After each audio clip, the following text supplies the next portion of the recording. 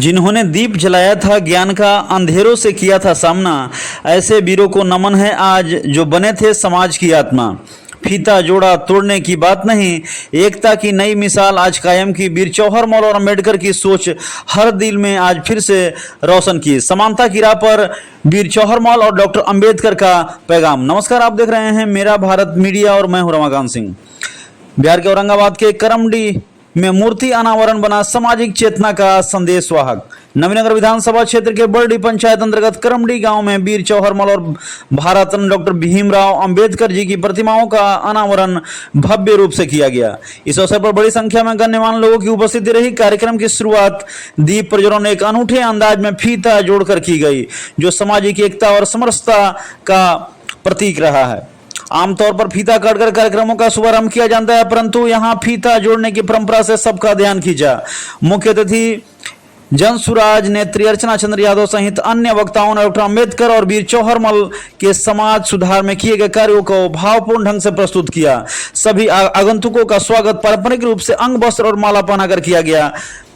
अर्चना चंद्र यादव जो जनसुराज नेत्री है, अपने संबोधन में कहा कि हम सिर्फ मूर्तियों का अनावरण ही नहीं बल्कि इन महान विभूतियों के विचार और संदेशों को समाज के अंतिम व्यक्ति तक पहुंचाना ही हमारी सच्ची श्रद्धांजलि है। उन्होंने ऐसे आयोजनों को समाज में जागरूकता और बराबरी की भावना को मजबूत करने वाला बताया। कार्यक्रम में समरसता और सामाजिक चेतना का सार्थक संदेश उन्होंने दिया। कार्यक्रम में कई वक्ताओं ने बारी बारी से अपना वक्तव्य दिया और वीर जवाहर मौल और डॉक्टर अम्बेडकर के प्रति अपनी संवेदना जाहिर किया। आपको बता दें कि मूर्ति का अनावरण समारोह गरमडी गांव के बरुआ पुल के पास किया गया। आपको बता दें कि इस कार्यक्रम में सिकंदर पासवान, अशोक कुमार और कृष्णा प्रसाद की अग्रिम भूमिका रही। और आइए जानते हैं कि इस कार्यक्रम को लेकर के क्या कुछ जनसुराज नेत्री अर्चना चंद्र यादव ने बताया। मैं इसी मंच से इनको बहुत बधाई देना चाहती हूँ कि इनका बेटा IIT कंपटीशन में गया, जो बारून के लिए बहुत ही खुशी की बात है कि हमारे बारून का बच्चा एक इतना अच्छा मुकाम हासिल किया। और साथ में ये जो संगठन ने आज इस बारून की धरती को गदगद कर दिया।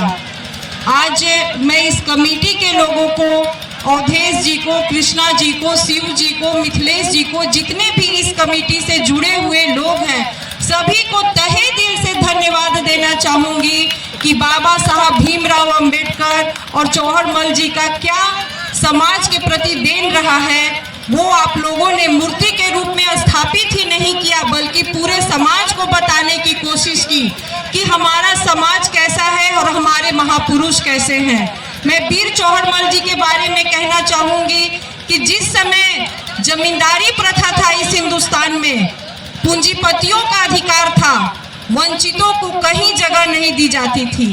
वंचित वही सुरक्षित रहते थे जो जमींदारी प्रथा के अंतर्गत उनकी बात को सुनते थे, लेकिन जब अपने अधिकार की बात करते थे तो उन्हें प्रताड़ित किया जाता था। और जवाहर मौल जी के ही समय में समाज में किसी भी कोई भी महिला किसी भी जाति में जन्म ली हो, उसको कोई अधिकार नहीं था, उसका कोई सम्मान नहीं था। मैं नमन करती हूँ वीर जवाहर मौल जी को कि उन्होंने क्रांति का बेड़ा उठाया और उन्होंने ऐसी क्रांति की, ऐसा लगातार क्रांति किया कि आज जो दुसाध समाज अपने आप को दुसाध कहते हैं, उन्हें उस समय के समाज ने पासवान समाज से अलंकृत कर दिया, क्योंकि ये उनका संघर्ष था। उन्होंने किसी जाति के लिए नहीं संघर्ष की थी, उन्होंने वंचितों के लिए संघर्ष की थी। और वो संघर्ष कितना खूबसूरत रहा होगा कि उस समय दुसाध समाज को पासवान समाज से अलंकृत कर दिया, क्योंकि पासवान समाज शब्द का अर्थ ही होता है अंग रक्षक, समाज रक्षक।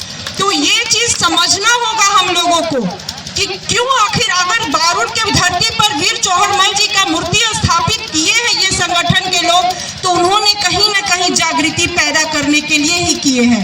कहीं न कहीं उन्हें लगा होगा कि अभी तक हमारा समाज हमारे महापुरुषों ने जिस चीज के लिए इतनी लंबी लड़ाई लड़ी है, कहीं न कहीं हम पिछड़ रहे हैं। तो आज मूर्ति के रूप में स्थापित करके वो संगठन को एक बार फिर से मजबूत करने का प्रयास किया गया है।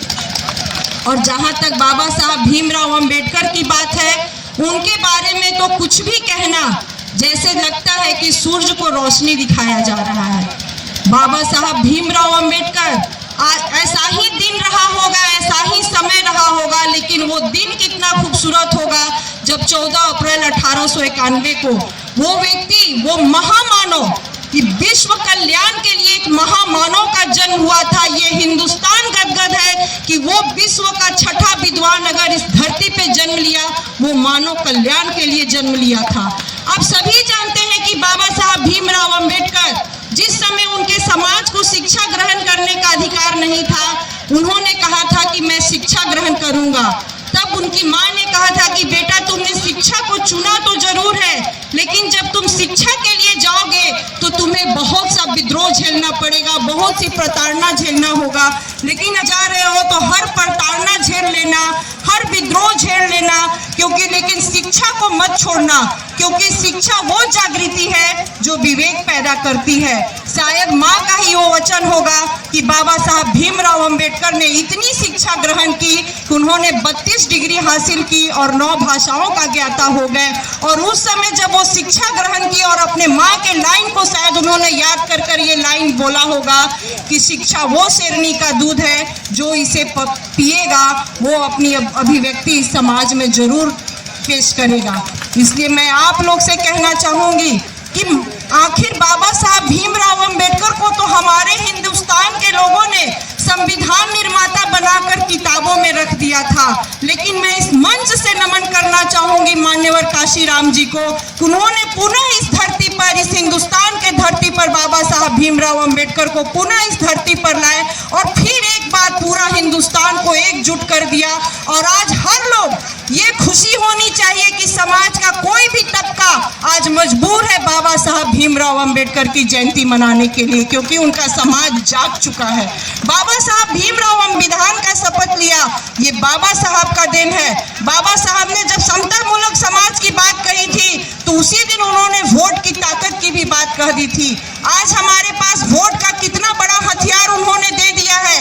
आप सभी जानते हैं कि अगर इस देश में राष्ट्रपति, प्रधानमंत्री और हमारा मुख्यमंत्री भी अगर वोट देता है, अगर इस करमडी का कोई समाज का अंतिम व्यक्ति भी अगर वोट देने जाता है तो उनकी गिनती एक होती है, चाहे राष्ट्रपति वोट दे, चाहे समाज का अंतिम व्यक्ति भी वोट दे। तो इतना खूबसूरत और इतना समता मूलक हमारा समाज रहा है।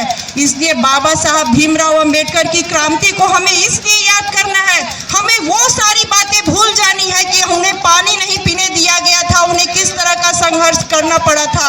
तो इसलिए मैं ये बात कह रही हूँ कि इतना बड़ा डिग्री लेने के बावजूद भी उन्होंने सुखी संपन्न जीवन को नहीं अपनाया, अपने समाज के लिए वो खड़े हो गए। हमारा समाज आगे बढ़े, हमें हर व्यक्ति के लिए उन्होंने सोचा और पूरा जीवन अपना त्याग कर दिया। इसलिए अब वो बातें दोहराने की नहीं, जिस जाति प्रथा के कुप्रथा को उन्होंने पूरे हिंदुस्तान से समाप्त करके संविधान में ला दिया, तो हमें वो बातें दोहराने की जरूरत नहीं है, हमें शिक्षित होने की जरूरत है। और महिला होने के नाते मुझे तो गर्व है कि बाबा साहब अंबेडकर ने जो हमें दिया, वो महिला होने के वजह से मैं आपको कहना चाहूंगी कि जब संविधान में हिंदू कोड बिल आ रहा था, उस समय उदारवादी नेता कोई नहीं चाह रहा था कि संविधान में हिंदू कोड बिल आए, लेकिन उन्होंने हिंदू कोड बिल लाया। आज उसी की वजह है कि मैं इस मंच पे हूँ। यहाँ हमारी जो महिला बैठी है वो झारखंड से चल के आई है, ये बाबा साहब का दिन है। आज हर महिला, क्योंकि बाबा साहब का कहना था कि वो समाज कभी खूबसूरत नहीं हो सकता जिसकी आधी आबादी घर में हो, और ये बाबा साहब का सोच था कि उन्होंने ही जो कामकाजी महिला थी उन्हें मातृत्व अवकाश भी हमारे हिंदुस्तान में ही सबसे पहले लागू हुआ था। जब हमारे हिंदुस्तान में लागू हुआ था तब जाके अमेरिका में मातृत्व अवकाश मिलने लगा था। तो बाबा साहब को अगर हम लोग देखते हैं, अगर अमेरिका में अब्राहम लिंकन की पूजा की जाती है तो हिंदुस्तान में बाबा साहब की पूजा होनी चाहिए। अब्राहम लिंकन ने अगर अमेरिका से दास्ता प्रथा समाप्त की थी तो बाबा साहब भीमराव अंबेडकर ने इस हिंदुस्तान से जाति प्रथा समाप्त की थी। और बाबा साहब का ही क्रांति था। आपको याद करना होगा वो क्षण जब अमेरिका के राष्ट्रपति बराक ओबामा पहली बार, एक श्वेत व्यक्ति जब अमेरिका के राष्ट्रपति बने थे, वो बनने के बाद अगर कहीं गए थे, कोलंबिया यूनिवर्सिटी गए थे, क्योंकि कोलंबिया यूनिवर्सिटी से बाबा साहब पढ़े थे। आपने देखा मूर्ति का अनावरण समारोह में अर्चना चंद यादव ने किस प्रकार बताया। फिलहाल इस खबर में इतना ही। तो देश और दुनिया की तमाम खबरों के लिए देखते रहें मेरा भारत मीडिया। मिलते हैं अगले खबर में। हर खबर आपके साथ, आपके हाथ।